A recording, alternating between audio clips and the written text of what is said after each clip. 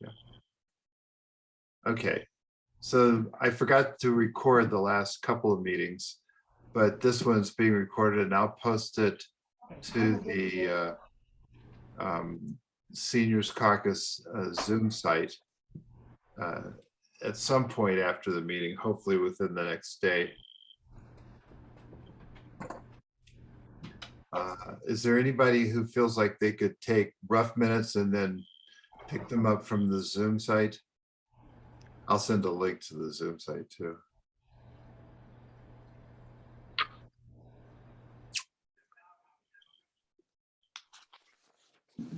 I'll do it. Nobody volunteers. I'll do it. Okay, thank you, Linda. Let's see if I've got anybody else.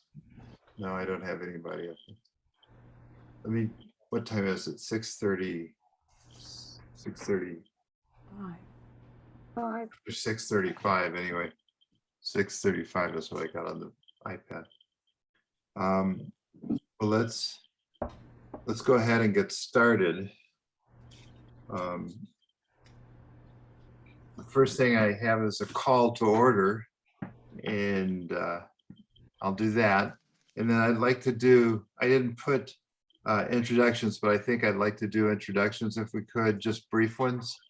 My name is Bob Baker. I'm retired. I was a legal services attorney here in Beckley, West Virginia.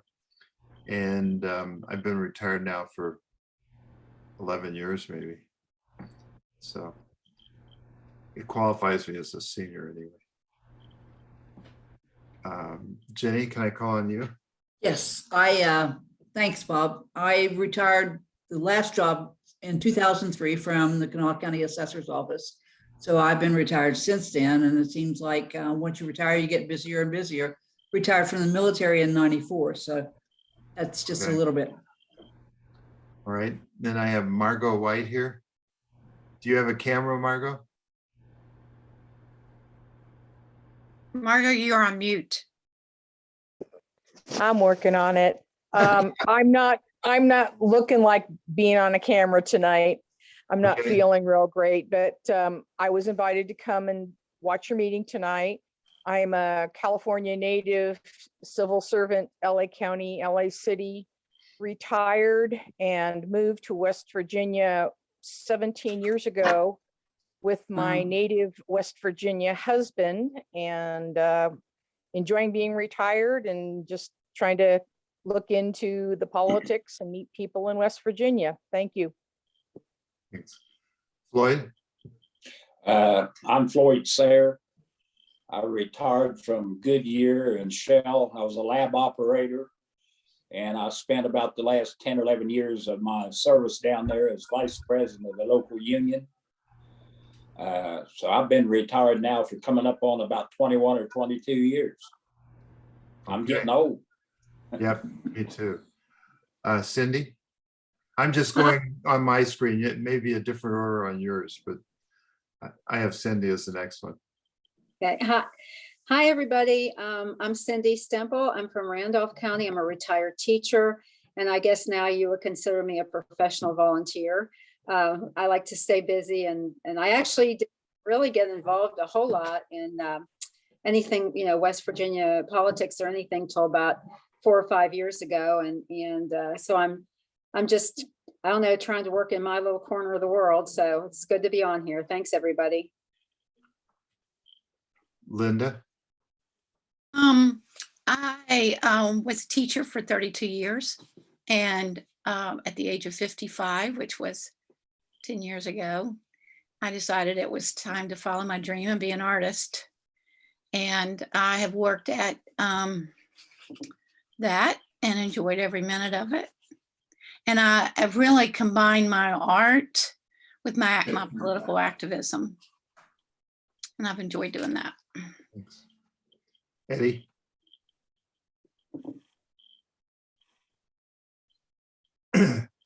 Eddie? Oh, okay. Yeah. I'm sorry, I could call you by number, but I think I'll stick with it. Yeah. I have no idea about that.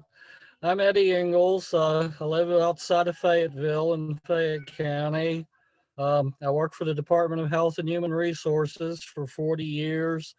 During most of that time, I was a member of AFSCME, American Federation of State, County, Municipal Employees, and I'm currently still an active member in the retired section of that. Okay. Nancy? Hi, Nancy Hillsbus in Fairmont. I think I probably haven't been here since one of the first sessions. I've been trying to be active with younger people in Marion County, sorting out what they feel they can and cannot approach as tactics in this moment.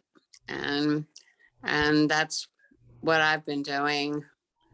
But right now, I really want to know what some of you all have been hearing from our county. Okay. Chris? I am Chris Loken, and I'm a retired Foreign Service officer, and been back in West Virginia for about 20 years now.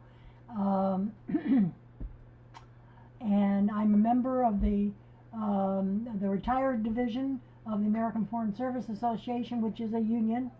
And that's about all. Mary?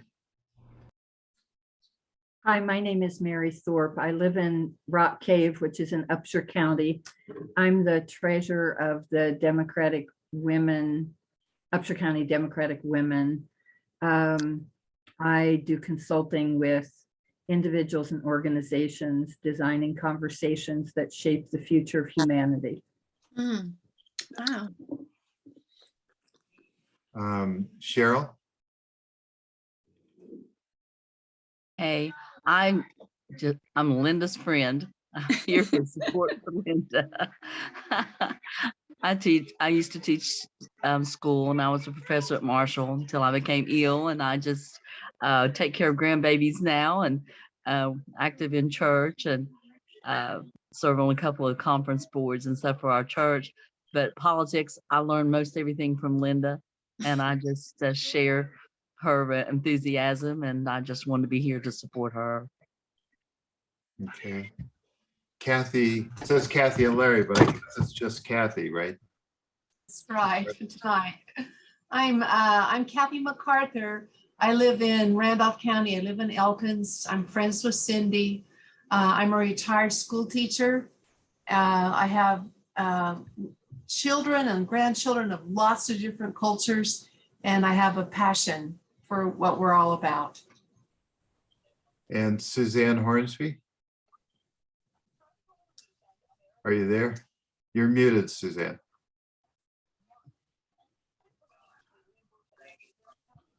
I can't hear you.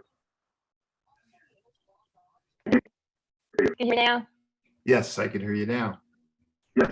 I'm a retired art teacher. I taught in Houston County, but I live in Jackson County. Before COVID, I had about 6 volunteer jobs, but they've kind of gone by the wayside now. But I stay busy. Okay, I heard some of that.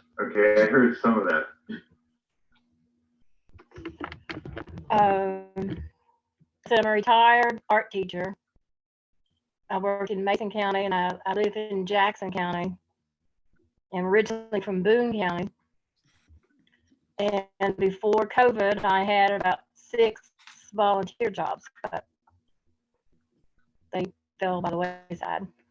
But I stayed busy nonetheless. Okay, thanks, everybody. I'm getting an echo. I don't know who that's coming through. Might have been Suzanne, because she's muted now, and that's probably what it was. Okay, is there anybody besides Linda who didn't get my find out about this from my email that I sent out yesterday. Or got the link. Okay, Kathy, you got the link from Linda? You're muted.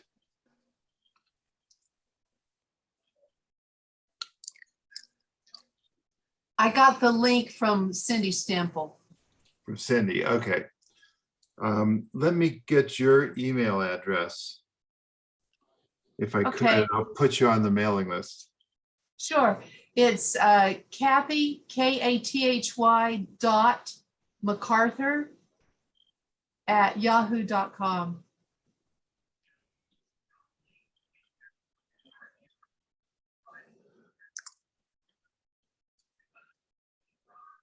Okay. Now, the next item on the agenda is approval of minutes. Oh, no, sorry. It's adopt agenda. I sent out the agenda to everybody, and I don't know if you all have it in front of you or not, but is there any suggested additions to the agenda?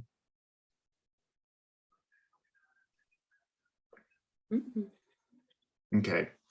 Well, hearing no objection, are there any objections to the agenda? Hearing no objection, I'll assume it's approved. We have to approve the minutes of the meeting of December 20th and also the minutes of the meeting of November 15th, both of which have been sent out before. We didn't approve the November 15th minutes at the November 20th meeting because at the December 20th meeting because we didn't have it in front of us. Nobody had it in front of them. So I do have both sets of minutes in front of me, and I hope everyone's had a chance to look them over. They were sent out pretty soon after the last meeting, which means a couple of you haven't seen them at all. But if I could, I'd ask for a motion to approve the minutes of November 15th, 2021. So moved. Second. That's Eddie moved it. Floyd. I'm sorry. I'll second it. Chris Loken. Okay, Chris seconded. Eddie, you moved acceptance? Who moved the acceptance? I did, Floyd. Floyd, okay.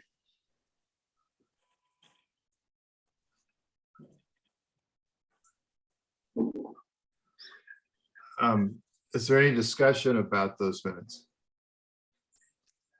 Hearing none, all in favor of approval of the minutes of November 15th, say aye. Aye.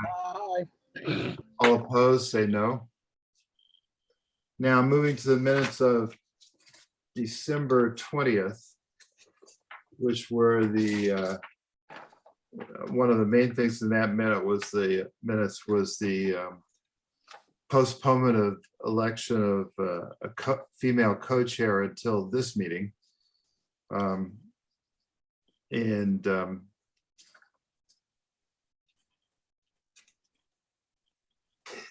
I hear a motion to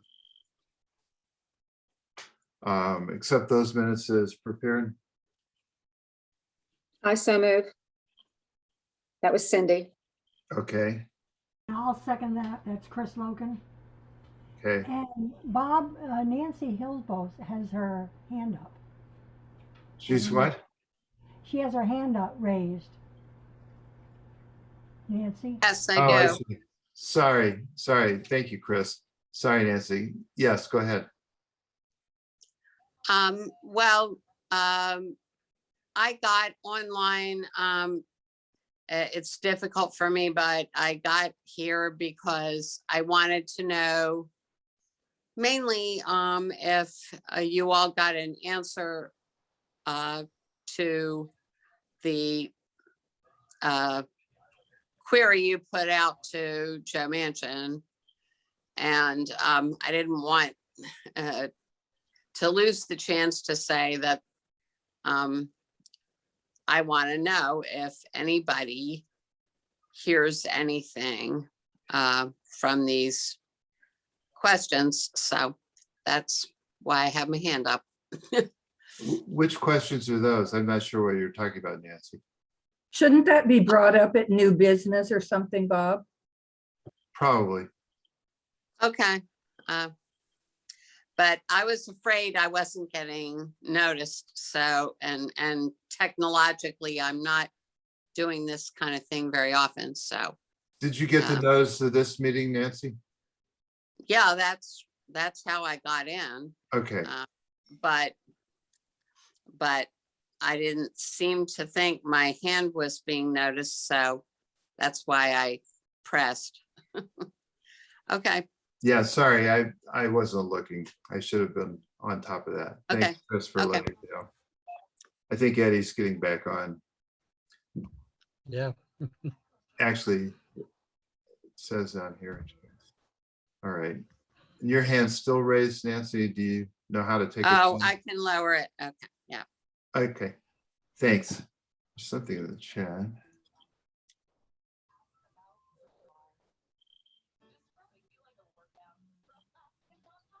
Okay. So Margot, I'll get your email into the list too. Now, does anyone have any comments or objections to the minutes of December 20th? Hearing none, will pass by acclamation. So the minutes of December 20th are also approved. All right, the next item on the agenda is the nomination and election of a female co-chair for this committee. Someone to work with me and to, Mary Thorpe is the previous female co-chair, but she resigned a couple months ago. And I'm glad to see her back with us, but is there, at this time, I'd like to take nominations.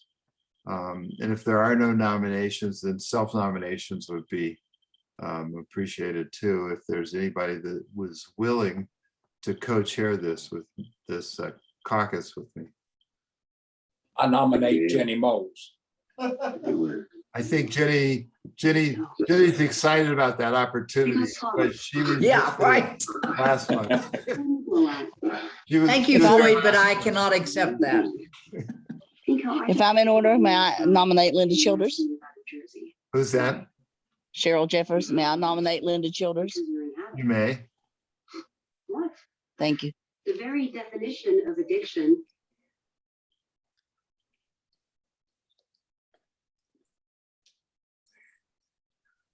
I'm writing down some notes too. But it is being recorded, so I'll be able to go back to it. Bob, do we need a second on that? I don't think so. I don't think but- we do. Okay. Are there any other nominations?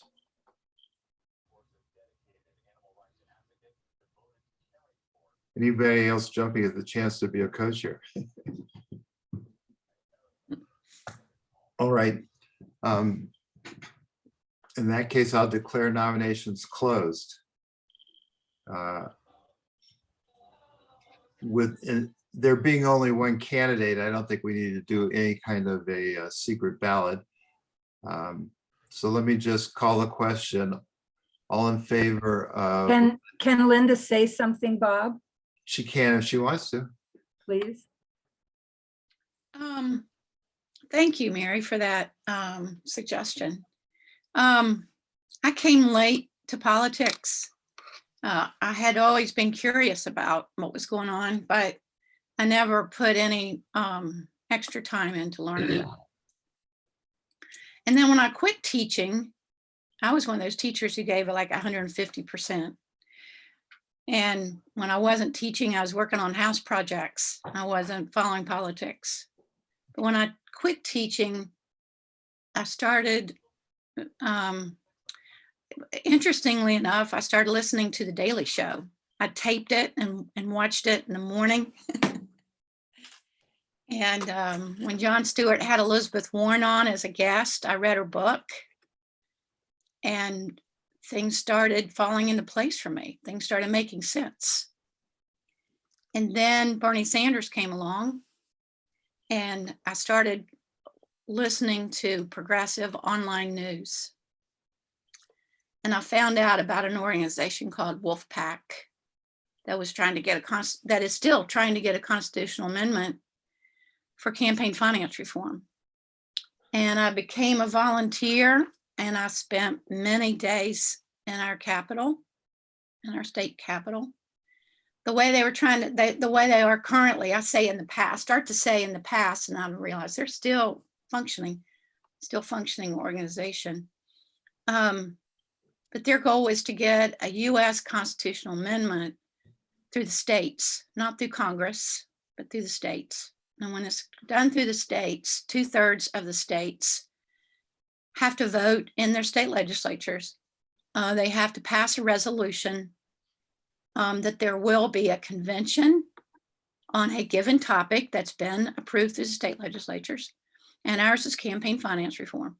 So I spoke to many delegates, many state senators. In the last legislative session that I volunteered, we had like 13 senators. We were going through the executive committee, judicial committee, and we had like 13 or 14 co-sponsors of it,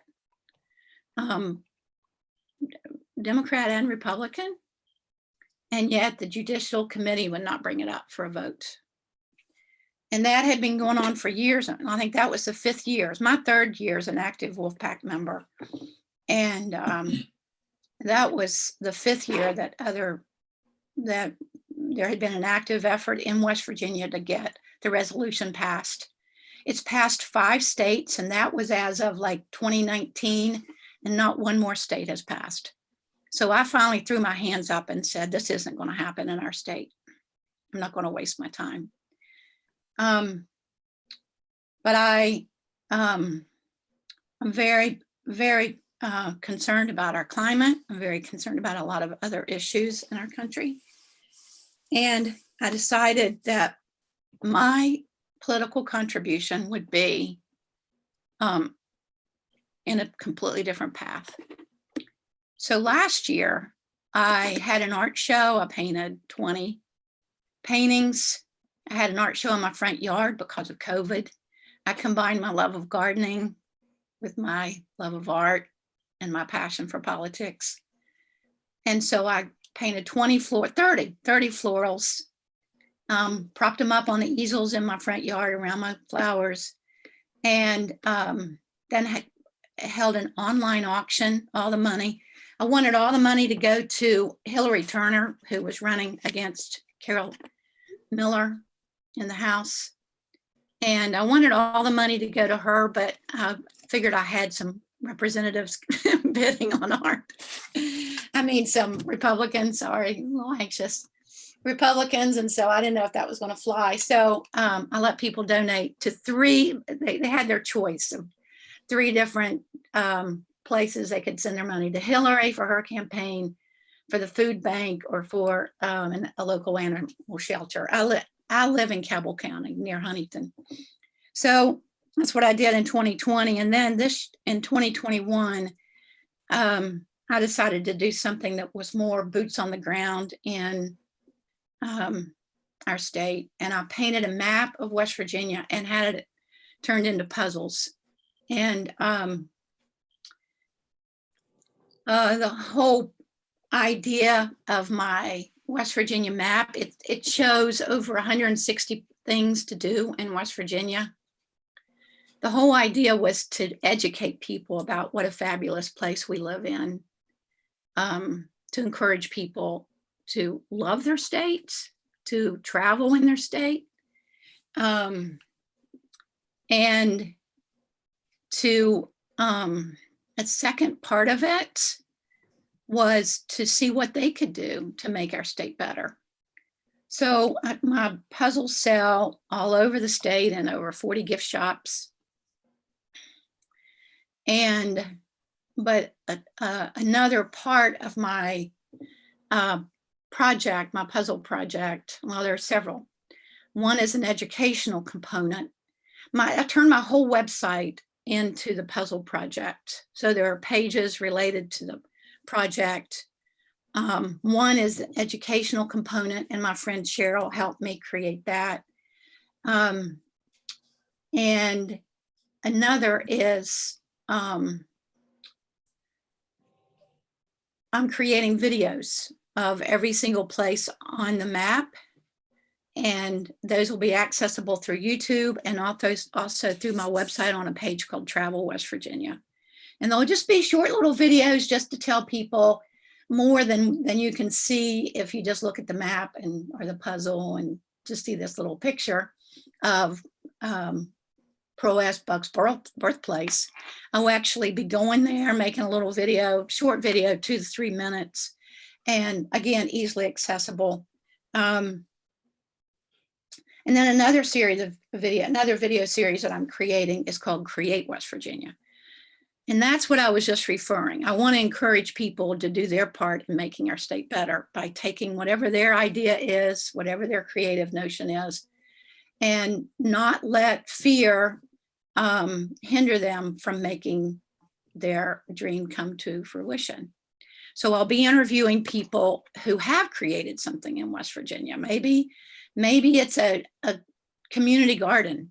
Maybe it's a community cleanup project. Maybe they've turned a school into a hotel like they're doing in White Sulphur Springs.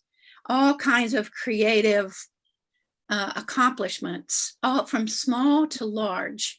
I want to interview these creators in West Virginia and ask them key questions like, what were your fears? And how did you overcome those to go through the process of moving towards accomplishing your goal? So I'm excited about traveling our state and meeting these people, going all these places and making these videos. So that's the kind of political activity that I've been involved with. But I have such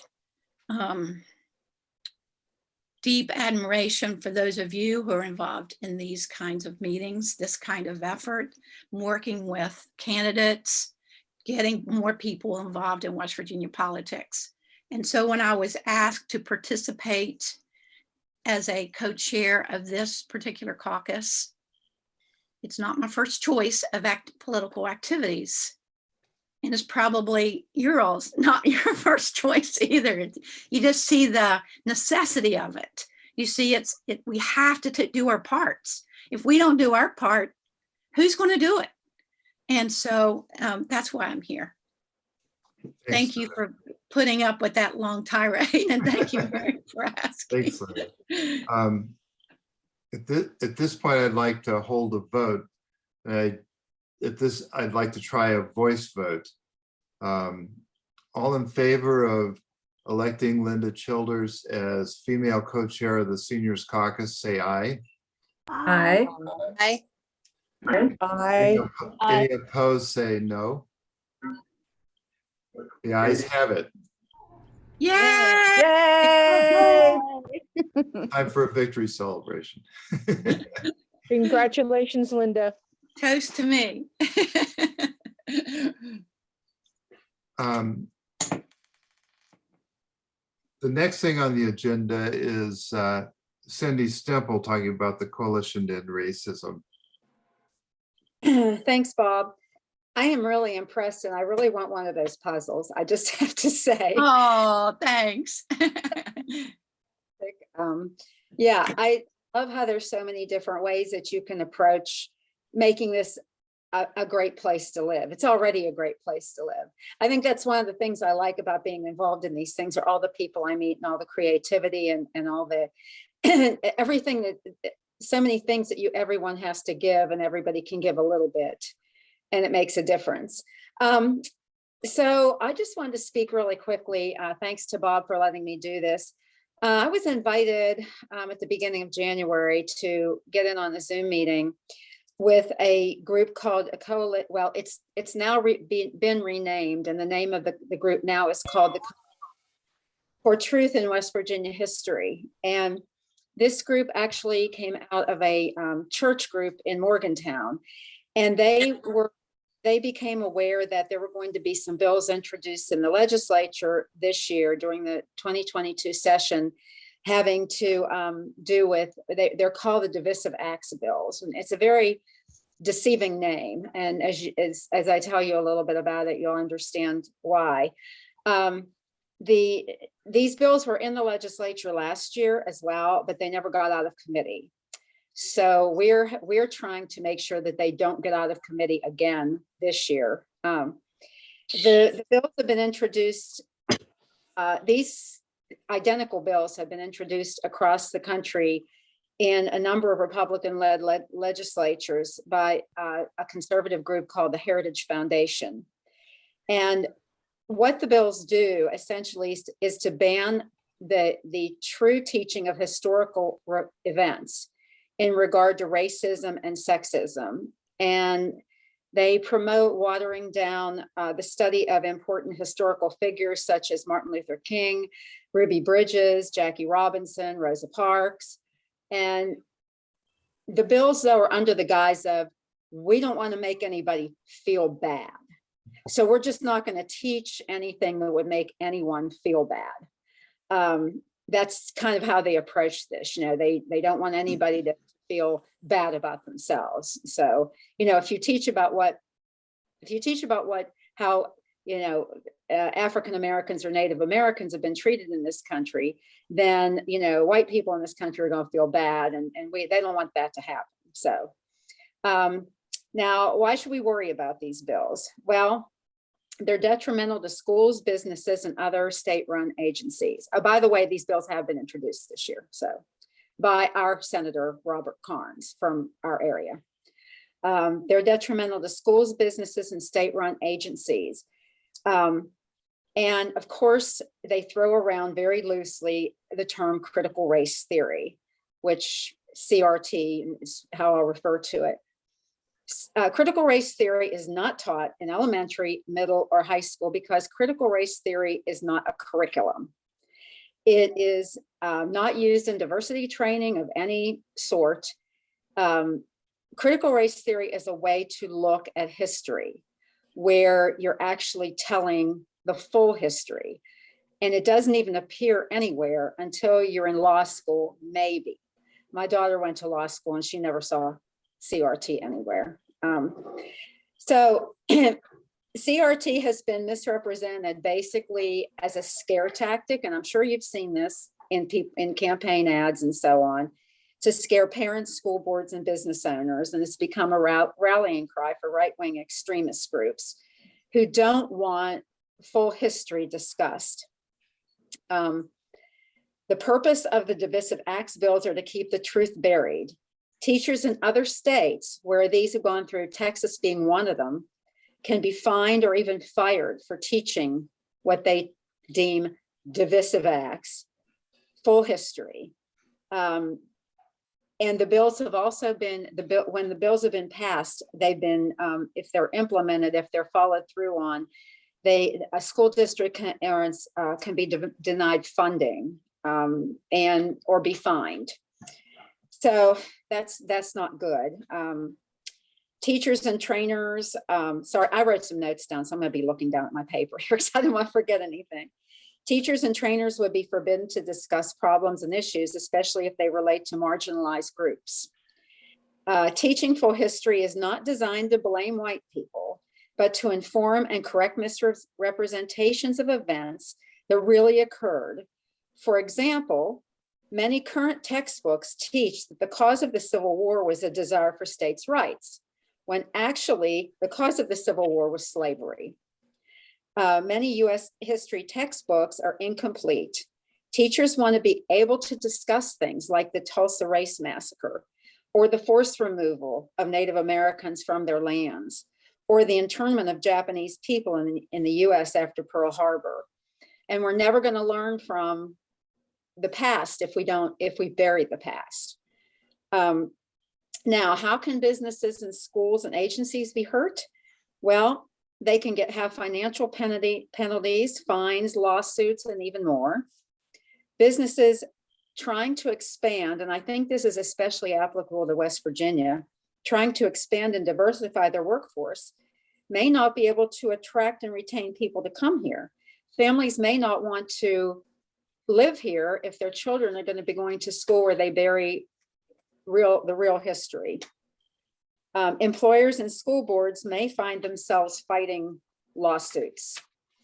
And states and local government offices may face lawsuits for violating free speech. And this has already happened. The ACLU has been on board with this to sue some of these, sue some of the governments that they're not protecting free speech.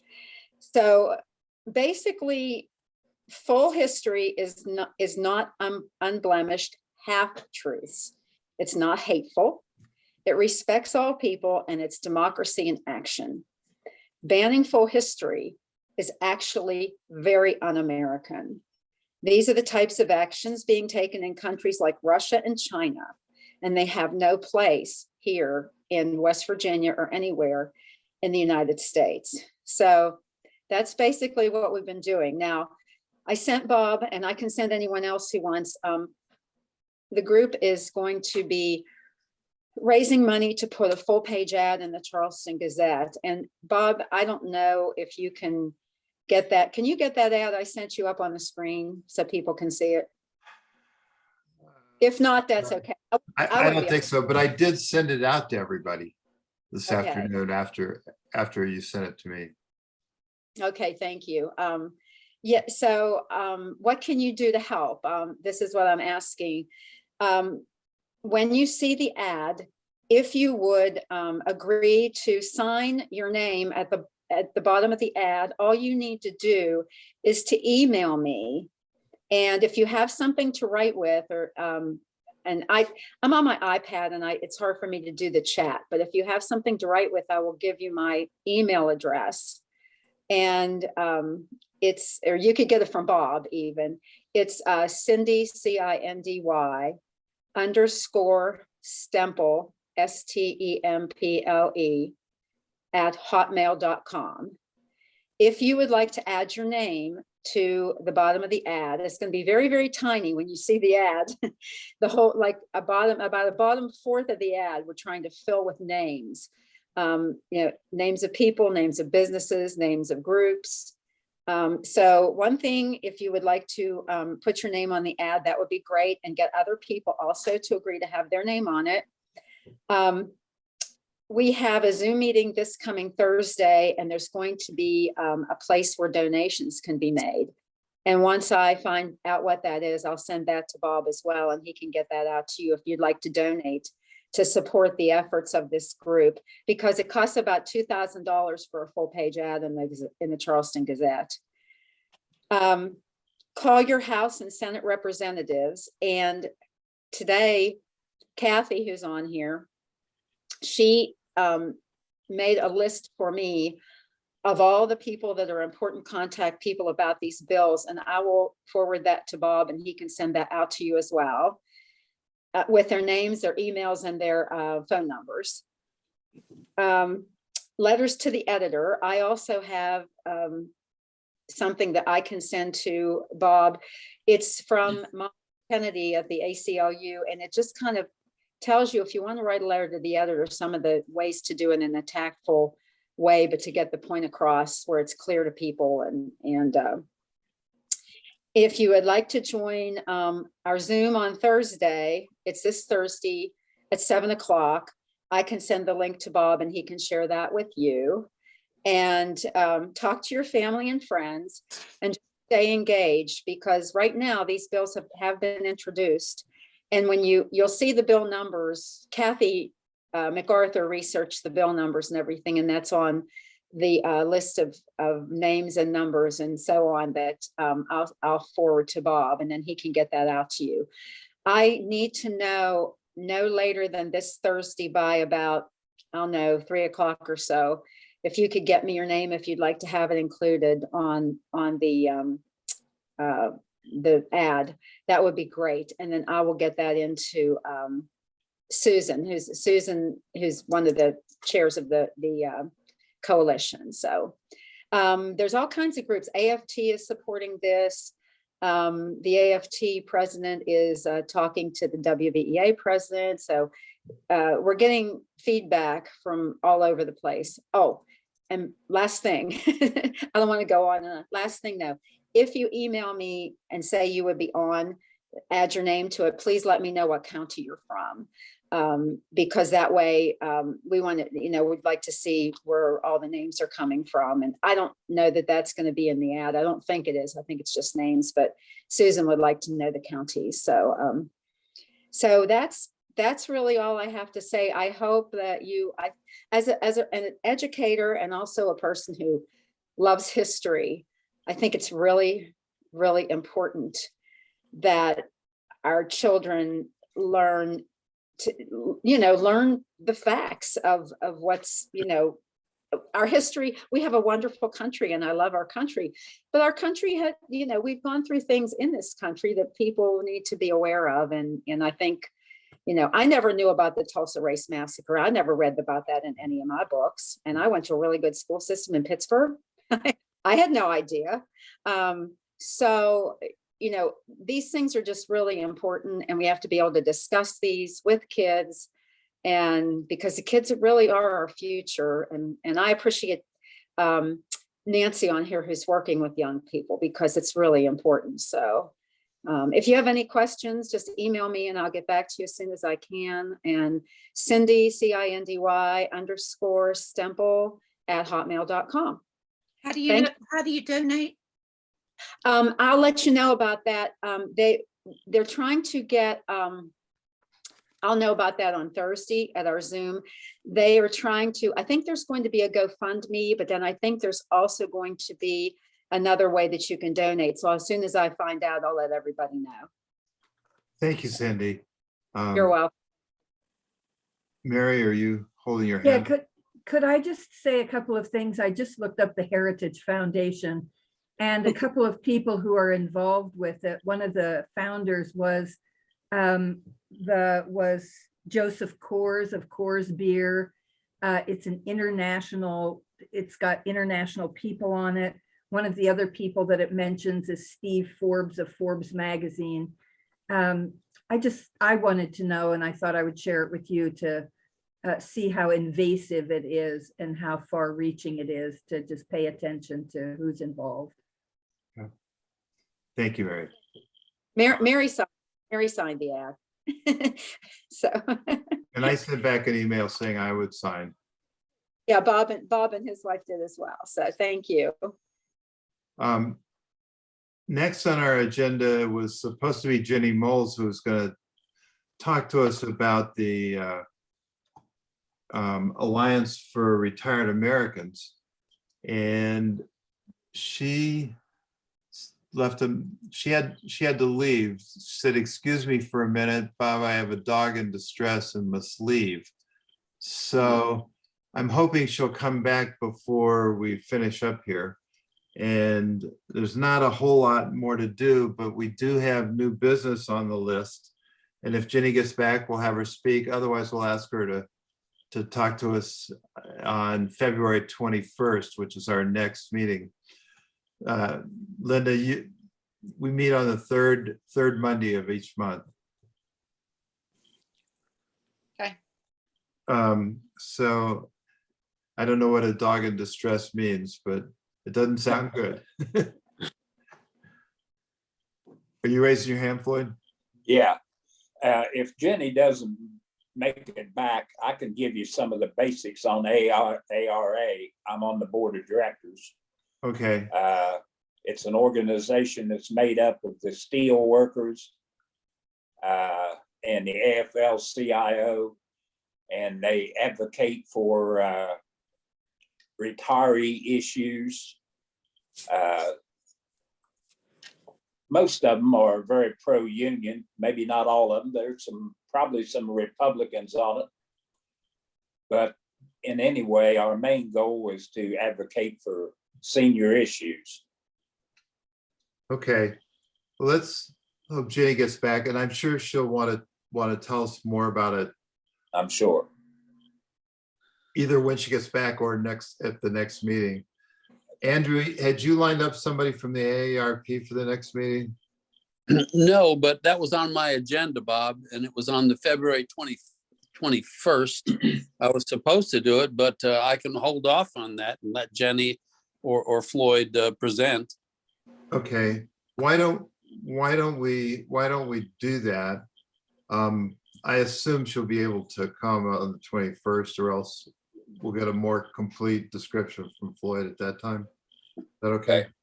All right. If it'll be okay. Maybe she'll come back today still. Who knows? I'm keeping an eye on the waiting room. but I Let me just put it on my thing to contact Jenny directly and see if she would like to present, or I could get the AAR people on February 21st, if that'd be okay. Sure. All right. All right. Now, going to new business, Nancy Hilbos was raising something earlier that we postponed to this part of the meeting. Can you tell us again what the issue is you're concerned about, Nancy? Well, I was glad to see the message that was approved, I guess, December 20th, to remind our senior senator that a lot of us felt let down or very disappointed when Build Back Better was not endorsed coming into the Christmas season by him. And I've been reflecting about that. You know, I'm from his home county, and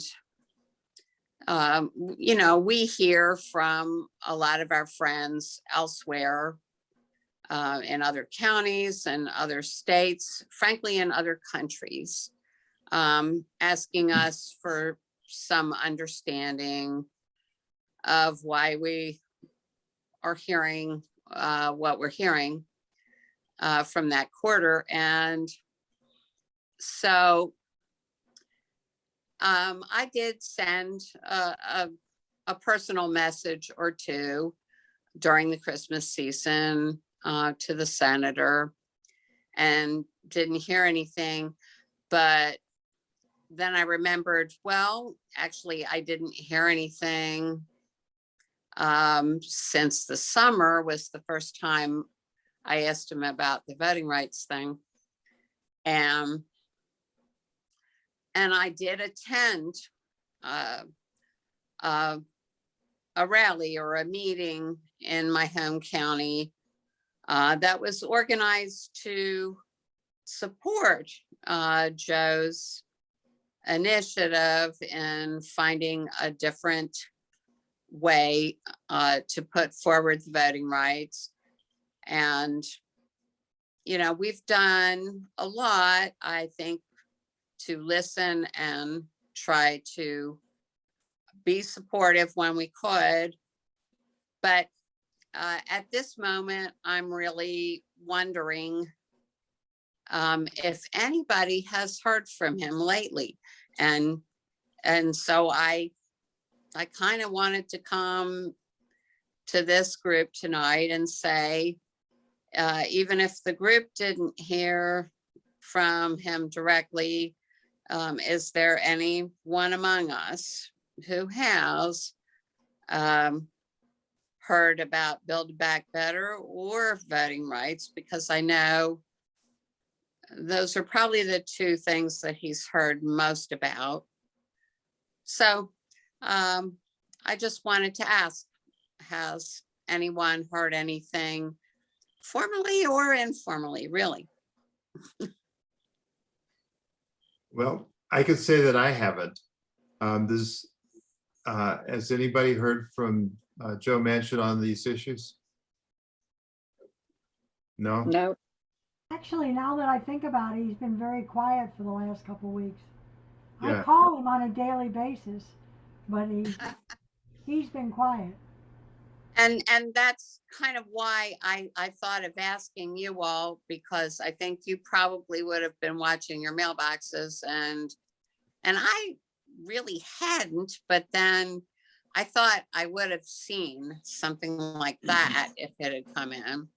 And I just wondered if anybody had heard anything from him, or, does anybody know Belinda Biafora, personally or professionally or otherwise? I mean, anybody that represents the Democratic Party, if anybody's heard from any of them, that would be of interest. I don't think anybody's heard, at least among this group that's here tonight. But one thing that I think it indicates to me is that negotiations are very much in flux, and that despite a couple of TV appearances, nothing's very clear yet as to what Joe Manchin's willing to do. So people should give him their perspective as much as they can, I think.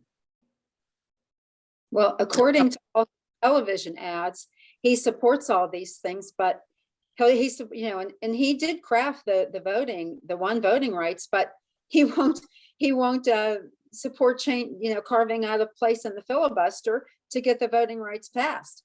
So that's kind of the line. And I think Build Back Better can be broken up into separate things, because apparently he supports, he ads, he supports, child tax credits, he supports this, but he won't vote for them. So I don't know. I think that's all probably very, very much in flux right now, still, and has been for several months.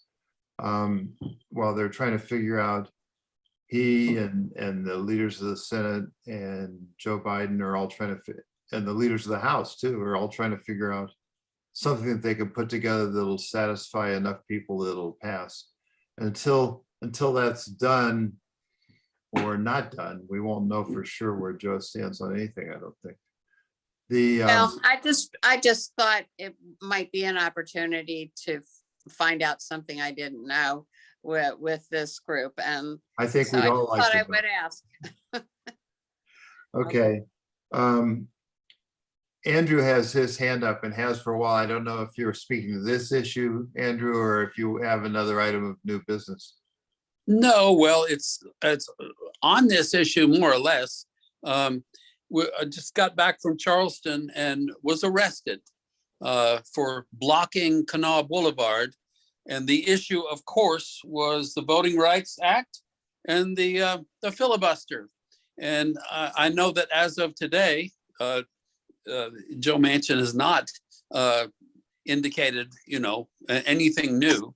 But there were 9 of us that got arrested and were detained for probably 4 hours. So that's about the most recent update that I have. Thank you, sir. Oh, you're welcome. It was an experience, and it's a first time for me. I've never been arrested before, and it was kind of an eye opener. And it was nice to quite honestly be retired and have the freedom to not worry if I was going to, negatively affect my employee or employer or be fired. So there's a certain freedom that we have, and I decided to exercise it.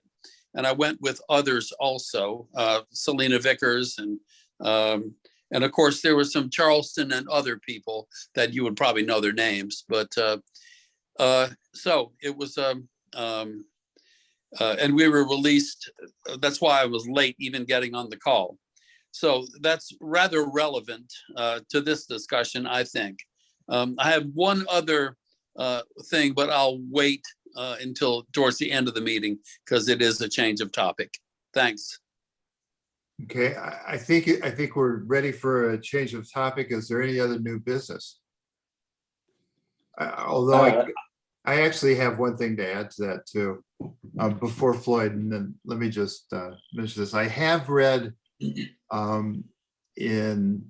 I forget whether, I think it was with Heather Cox Richardson, but I'm not sure, that there's a sort of a convoluted way of getting a bill in front of the Senate where it can't be filibustered. And they may be exploring that. And it has to do with bills that have bounced back and forth between the House and Senate 2 or 3 times. And my understanding is that if there's a bill like that out there, and I think there might be, that they could amend it at the last minute to include the Voting Rights Act stuff, and then it wouldn't be subject to the filibuster in the Senate. Now, whether they'll do that or not, I don't know. Floyd, go ahead. I'm sorry to cut you off. That's okay. I just got some general information. I know you've all heard about the new steel mill that's coming to Mason County. Yeah. About a $2.7 billion investment, the biggest it's ever been to the state of West Virginia. I view that as 90% positive and 10% negative. 90% positive because it'll provide a lot of jobs to Mason County. It's an environmentally friendly steel mill. Doesn't actually make steel, it recycles steel using the electric arc method. They've already donated $1 million to the Mason County school system. They donated $100,000 to the food bank program in Mason County. There'll be some downstream jobs from it also, which will be more employment. Now the 10% negative, I can hear the Republicans now saying it come to West Virginia because we made this a right to work for less state. We did away with the prevailing wage. That's why it come in. That's the 10% negative that bothers me. It is a non-union plant, but it is, as steel plants goes, it's environmentally friendly, apparently. Thanks, That's Floyd. all. Andrew? Okay, and the other, just it was a discussion that we had to urge people to run for their county Democratic Executive Committee. The elections are coming up this cycle. I believe it's January 29th is the last day to go down to the courthouse or get on the ballot, because it's an on the ballot type thing. And be on the, and so now's the time to run for your executive committees if you want to have influence. Cindy? Thank you. I want to second that. I've been talking a lot with Selena Vickers as well, and we have recruited at least 5 people here to run for our executive committee in Randolph County, because our Democratic Executive Committee does nothing and no one ever runs. So you can get information about that, and then you can, really, it's really important to have these strong local executive committees, because you'll have some say-so on the state level. So thank you, Andrew, for saying that. Thank you. Yeah, you're welcome. And in Fayette County, our executive committee is toxic. There's a lot of vacancies. People have dropped off, and so there's seats open. Yep. And now's the time to do it, apparently. So yeah, thank you very much, Cindy. Floyd? I'd add to that, if there's anyone that wants to run for the state Democratic Executive Board, you've got until the 29th to go to the Secretary of State's office or get in contact with them. Cost you $20, and you can get on the ballot to run for the state Democratic Executive Committee. I'm on the state Democratic Executive Committee and the county executive committee, and I just signed up for both again. We've got a lot of vacancies on the state Democratic Executive Committee right now because of people that have either dropped off or died.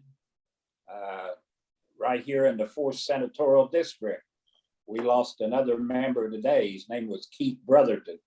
He's from Ripley. We're going to have to replace him. One of the female members passed away here recently, and will need to replace her. So if anybody's interested in getting on the State Democratic Executive Committee, that's how you do it. Thanks, Floyd. Chris Logan had her hand up.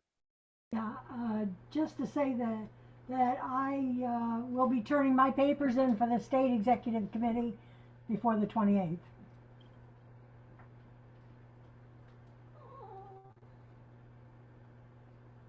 Okay, is there any other new business? It doesn't look like Jenny's made it back. So we'll ask her. Andrew's going to talk with her about speaking to us on the 21st of February at our next meeting. Yes. And there being nothing further, I'd entertain a motion to adjourn. So moved. I second. All in favor, say aye. Aye. Aye. Aye. Linda, can you stick around a little bit? Yes, but if somebody is interested in a puzzle, if you want to know where they're located, if you can go to a gift shop near you, go to my website, artbylinda.org, and go to, pretty easy to navigate, I think, but of course I made it up, but go to Puzzle West Virginia and go under to buy a puzzle. And then if you just scroll down, you'll see a list of gift shops. You'll see a button for a list of gift shops, and they're listed by cities. Tamarac's one of them for those who are close. Yeah. Thank you. Bob, what county are you in, Bob? Are you in I'm in Raleigh County. Raleigh? Okay, I need to write that down. Thanks. Okay. Yeah. Hey, Floyd, what happened Yeah. to that board member you were talking about? Did he pass away? Keith Brotherton, yes, he passed away. He was a longtime circuit clerk in Jackson County. And at one time, his uncle was on the state Supreme Court, Brotherton. Thanks.